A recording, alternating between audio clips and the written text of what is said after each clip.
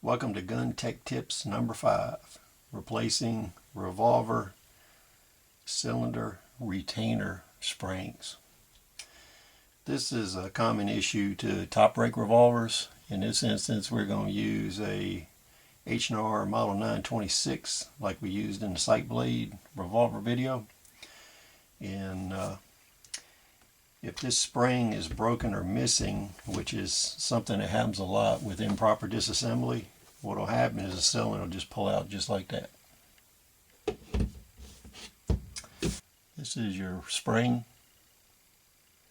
It's replacing one we got from Gun Parts Corporation. It fits into this channel slot here.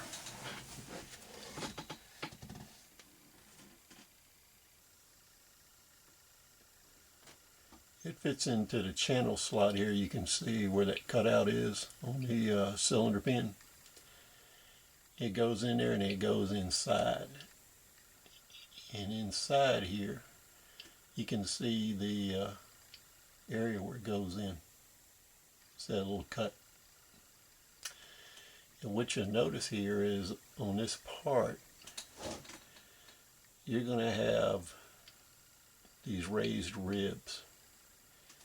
These raised ribs are what the cylinder actually rotates on here. And what you'll see, these ribs right here, that's what we're talking about, these little bumps. There's two here and then one over here. Those ribs need to be in good shape. If they're not or they're worn down, you'll have to replace this piece right here. That'll have to be replaced. If those ribs are worn down, you have to replace that piece. Otherwise the cylinder will wobble and it won't line up properly, and you can spit lead when you fire the gun. So you need to look at that whenever you're buying one of these or doing repairs on it.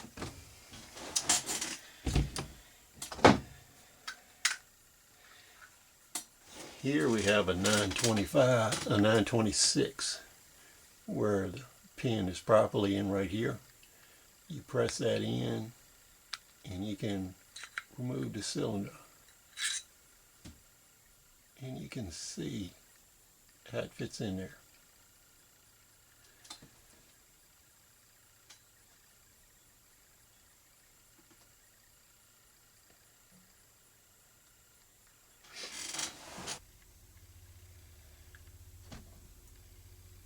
What we're going to do is insert the new cylinder retainer spring. So what we'll do is we'll just start it in here. You got to work it in good. It takes a while, they're pretty stiff.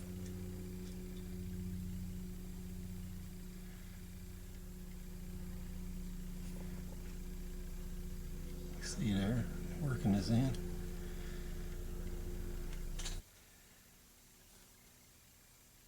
Got that work most of the way in,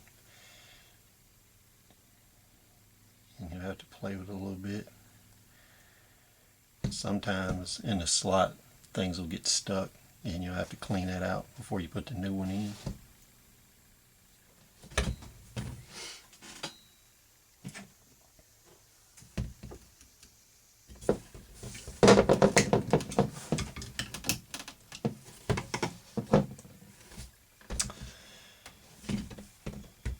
As you saw there, what I like to do is use one of these demo picks to help work that little piece in. And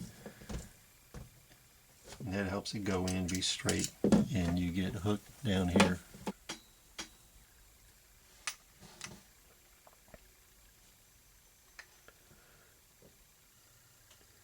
They were slipping a new cylinder on. You see the latches in place. What you may have to do is work it a little bit. You might have to take spring out, shorten it a little bit. Get it to fit in there good. You might have to work it, roll it in a little bit. So we'll give you another shot at that. So that's the new pin in. You can see how the hook on the back is sticking up. Everything else is flush with the cylinder pin. And what I like to do is use one of these dental picks. That helps you slide these little parts around and position them and move them. It makes it a lot easier.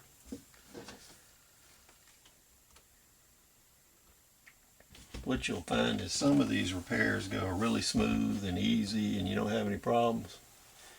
And then, you know, you'll do another one that it just seems goes on forever. It just doesn't want to fit. So then what we'll do is we'll reinsert the cylinder. And these will be real tight, fitting these pins in here. So you're going to have to work it and work this in good. Get it loosened up. And you might have to tap it in.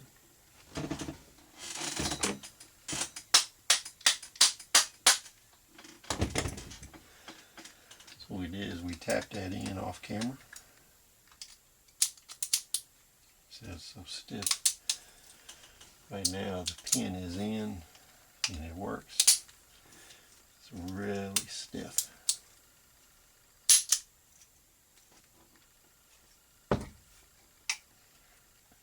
It's too stiff for the hand to actually move it.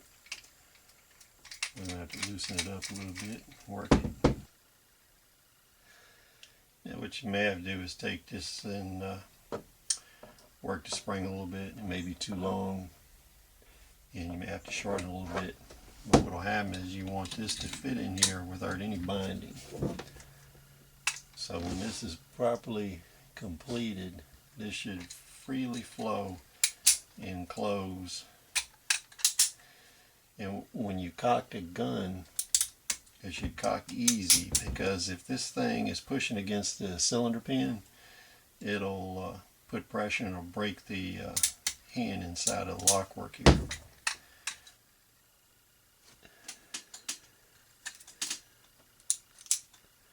What you want to do, if this thing isn't put together right, you can see where the revolver hand right here comes up. What will happen is if that cylinder binds up because you don't have the spring in properly, you can break that hand off and then the gun won't work no more. So when you're putting it together, you want to make sure when it goes back together